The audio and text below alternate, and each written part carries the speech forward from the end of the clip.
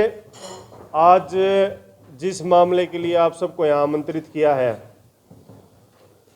इतना महत्वपूर्ण मामला है जिससे कि हमारा जो छात्र है वो कितना प्रभावित होगा अगर वो आज इस मामले का जब उसको पता चलेगा। 2018 में जाट कॉलेज के लिए नियुक्ति निकली थी प्रिंसिपल की, प्राचार्य की, और वो हमने आपके सामने पहले ही प्रेस कॉन्फ्रेंस करी थी मार्च 2018 में, जिस टाइम हमने उसका खुलासा किया था कि दिल्ली के अखबारों में वो एडवर्टीजमेंट की है, ऐड निकाली है, दिल्ली के अखबारों में विज्ञापन निकाला था उसका। हमने आपको बता दी सारी बातें। सेट होके 8 बंदों के फार्म आए थे वहाँ, और उसमें रोहतक के पूर्व कैबिनेट मंत्री का भी रोल था। उसके बाद वो मामला कोर्ट में चला गया। कोर्ट से सुलझ के वो मामला मार्च 2021 में श्री महेश ख्यालिया ने एज ए प्राचार्य यहाँ ज्वाइन कर लिया। लेकिन जब मैं जो चीज़ें आपको बारी बारी करके दिखाऊंगा सबूत के साथ, आपको मैंने दे भी दी हैं और आपके पास सारे डॉक्यूमेंट आ जाएंगे स्कैन हो गए। महेश कुमार कुरुक्षेत्र यूनिवर्सिटी से लगातार 14 साल डी बार रहे हैं। ये आरटीआई से जानकारी प्राप्त हुई है हमारे को। लगातार 14 साल डी बार। और किस उसमें रहे डी बार, मैं पढ़ के सुना देता हूं आपको जो इन्फॉर्मेशन आई है। Shri Mahesh Kumar lecturer in physical education, CRM Jat college Hisar. पहले वहाँ ये फिजिकल एजुकेशन के लेक्चरर थे, उस टाइम लेक्चरर कहा जाता था, अब असिस्टेंट प्रोफेसर कहा जाता है। Who perform invigilation duty in the room in which his wife was appearing as a candidate of B.Ed entrance test held on 13/6/2002। मतलब वो अपनी वाइफ की क्लास में ड्यूटी दे रहे थे नकल कराने के लिए। सीधा मतलब ये हुआ इसका, नहीं तो क्या जरूरत थी ड्यूटी देने की। और वो उनकी वाइफ आज यहाँ पे आपका पंडित नेकी राम में हिंदी की लेक्चरर है। एक मामला ये हो गया।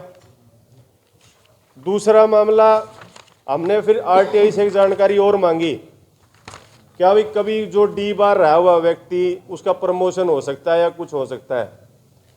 तो ये आरटीआई की जानकारी है डायरेक्टर हायर एजुकेशन से। इसमें यह कहा गया है कि इस संबंध में अंकित है कि डी बार पर्सन की पदोन्नति नहीं की जा सकती, जबकि उसका तो प्रमोशन भी क्या सिलेक्शन हो गया प्रिंसिपल का। अब इसमें गड़बड़ी कहाँ है सारी, अगली बात और बता दूं मैं आपको। फिर उनके खिलाफ एक FIR भी दर्ज है। FIR दर्ज है, मैं धारा बता देता हूँ। ये FIR की कॉपी है मेरे पास। धारा इसमें है IPC 1860 की 147, 139, 307, 323, 506। और अब मैं FIR में कुछ मोटे, ये महेश कुमार इनका नाम है, आपके पास सबके पास ये पहुंच जाएगी स्कैन होके। मैं आपको सब इसमें FIR में जो लिखा है वो पढ़ के सुना देता हूं। डॉक्टर महेश ने मेरी पत्नी पूनम को टक्कर मारी शराब के नशे में और फिर अभद्र भाषा का प्रयोग किया। उसके बाद डॉक्टर महेश और उसके साथी कपेंद्र नाम लिखा हुआ है इसमें, उसने दोनों तरफ से मेरे गले में रस्सी डाले खींचा। ये FIR है उनकी, ठीक है जी। अब इस बारे में जब ये अटेम्प्ट टू मर्डर का केस बना तो वहाँ पे ये अखबार की कटिंग भी है मेरे पास। वहाँ पे क्या है, कॉलेज बंद रहा कई दिन, कॉलेज के ताले भी लगे, पूरा मामला बना। अब ये इसकी इम्पोर्टेंस कहाँ खड़ी हो जाती है आगे। ये महेश ख्यालिया का फार्म है जो उन्होंने रोहतक जाट कॉलेज के लिए भरा, ठीक है जी। आप देख रहे हैं रोहतक जाट कॉलेज के लिए फार्म भरा था ये महेश ख्यालिया सन ऑफ मेहताब सिंह, ठीक है जी। इसमें कॉलम होता है, कहीं भी आप नौकरी के लिए जाते, प्राइवेट में जाएं या सरकारी में जाएं, ये तो एडिट पोस्ट थी, DHE अप्रूव्ड फार्म है। इसमें एक कॉलम होता है, have you ever been prosecuted, kept under detention और bound down, fine convicted by court of law for any offence, debar आ गया ना, डिस्क्वालीफाई। इसमें इन्होंने लिखा है नो, इन्होंने कहा कि मैं ना मैं कभी डिस्क्वालीफाई हुआ, ना मेरे खिलाफ कभी कोई केस चला, ना मैं कभी कोर्ट में गया। अब अगली चीज़ मैं आपको बता दूं, ये उनके कोर्ट के केस की कॉपी है जो कोर्ट का केस उनके खिलाफ चला था। इसमें लिखा उन्होंने मैं कभी मेरे खिलाफ कोई केस नहीं चला। इसमें साफ साफ लिखा हुआ है, आप देखिए, ये महेश सन ऑफ मेहताब, ठीक है जी। ये सारी हमारे पास कॉपियाँ हैं, आप किसी भी टाइम ले भी सकते हैं, हम आपको स्कैन करके भेज देंगे। इसमें लिखा है the accused was arrested and produced before the court for facing trial, मतलब उसकी ट्रायल भी फेस किया, जमानत भी हुई है। और इस चीज़ के लिए यहाँ पे महेश कुमार मना कर रहा है कि मैं ना मेरा कभी ट्रायल हुआ, ना मैं कभी डी बार हुआ। मैं विद ओरिजिनल प्रूफ्स आपको दिखा रहा हूँ जो RTI से हमने मांगे गए हैं। अब आप देखिए, क्या ऐसा शख्स किसी ऐसे संस्थान का प्रिंसिपल बनने लायक है जहाँ 8,500 9,000 छात्र पढ़ते हो, और वो उन छात्रों को क्या सिखाएगा? जिसके ऊपर अटेम्प्ट टू मर्डर का केस रहा हो, अपनी वाइफ की नकल कराने का दोषी हो, और वो छुपा रखा हो उसने सबसे, और नो लिखा हुआ इस फार्म में। तब आप ये बताइए कि क्या ऐसा शख्स क्या सिखाएगा वो छात्रों को? और अब मैं उन जाट कॉलेज के जो और लेक्चरर हैं, 50 के करीब तो यही एलिजिबल थे। हमने उस टाइम आवाज़ उठाई थी कि आप लोग आवाज़ उठाइए, यहाँ फार्म भरिए इसके प्रिंसिपल के लिए। क्या वो, अब मैं उनसे ये पूछता हूँ, क्या वो उनके लिए इसके नीचे काम कर लेंगे, प्रिंसिपल के नीचे, जो इस तरह का दोषी है? और क्या वो छात्र जो जिनको वो यहाँ अगर कभी नकल होती रोकने जाएगा, तो क्या वो ये नहीं कहेंगे कि आप अपनी पत्नी की नकल करवा रहे थे और आप हमें किस मुंह से आप रोक रहे हो? तो इसमें मेरे को यही कहना था। आपके कुछ सवाल तो बताइए, बाकी और बैठे हैं। क्या कुछ करेंगे इन सब चीज़ों को लेकर?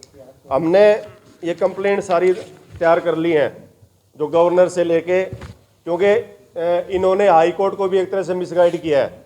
हाई कोर्ट में केस चला, ये फार्म वार्म सब हाई कोर्ट में घूम के आया हुआ है। चीफ जस्टिस के नाम हमने कंप्लेंट डाल दी है, डिप्टी कमिश्नर के नाम डाल दी है, गवर्नर के नाम डाल दी है, डायरेक्टर हायर एजुकेशन के नाम डाल दी है, कमिश्नर के नाम है, वाइस चांसलर के नाम है, इन सब के नाम इसने डालिए। कहीं ना कहीं इन सब से ये फार्म इसका होके गया हुआ है। वाइस चांसलर के यहाँ, MDU के यहाँ EC की मीटिंग हुई थी, और EC की मीटिंग में एजेंडा पास हुआ है।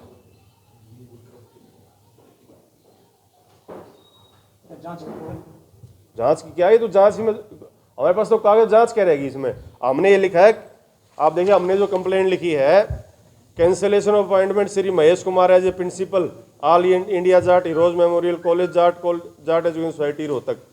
क्योंकि ये किस लिए लिखा है? एक फार्म के लास्ट में मैं और बता दूं, एक चीज़ रहेगी, एक डिक्लेरेशन होती है जब आप फार्म भरते हो।